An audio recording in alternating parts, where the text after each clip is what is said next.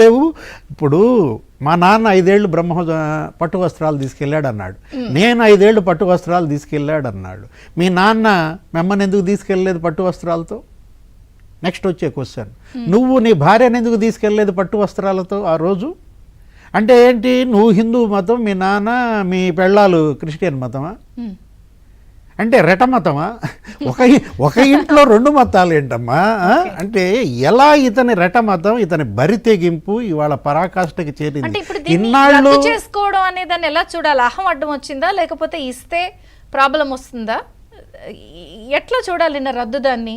బరి తెగింపు ఏది మొండితనం, మూర్ఖత్వం కాదు. నేను ఎందుకు ఇవ్వాలి అనే అహంకారం. అంటే తనేంటి అబౌవ్ టెంపుల్స్, తనేంటి అబౌవ్ గాడ్, అతను దైవాంశ సంభూతుడు అన్నట్టుగా. బీజేపీని మాట్లాడదాం, బీజేపీతో కూడా ఇదేం దేశం అని అడిగారు కదా, దేశంలో వాళ్ళు పాలిస్తున్నారు కదా, మాట్లాడదాం. బ్రేక్ తర్వాత చర్చిద్దాం, చర్చ కొనసాగుతుంది.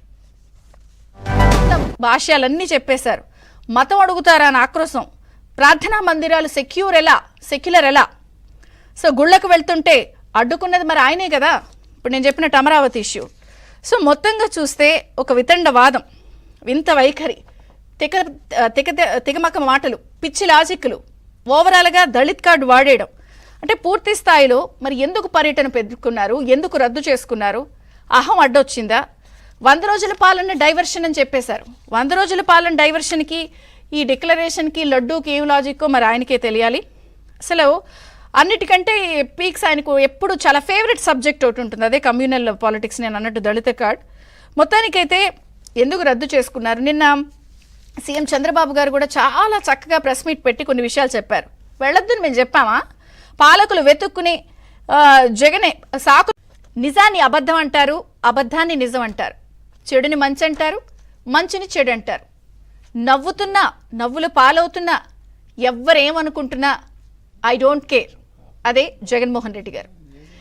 నిన్న ఆంధ్రప్రదేశ్లో తిరుమల పర్యటన రద్దు తర్వాత ఆయన ప్రెస్ మీట్ పెట్టారు.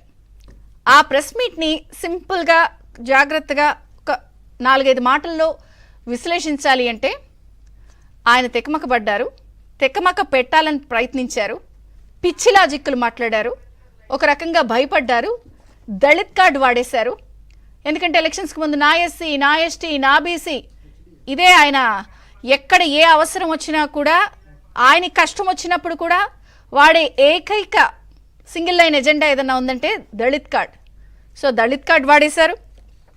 వింత వైఖరులు, వితండవాదాలు, అసలు మొత్తంగా చూస్తే ఆయన అహం ఎలా ఉంది అనేది కళ్ళకు కట్టినట్టు ఆయన మాట్లాడిన మాటలు, లాజిక్లు, వితండవాదాలు, వైఖరులు, దళిత్ కార్డులు స్పష్టంగా మరొక్కసారి నిజాన్ని అబద్ధం, అబద్ధాన్ని నిజం,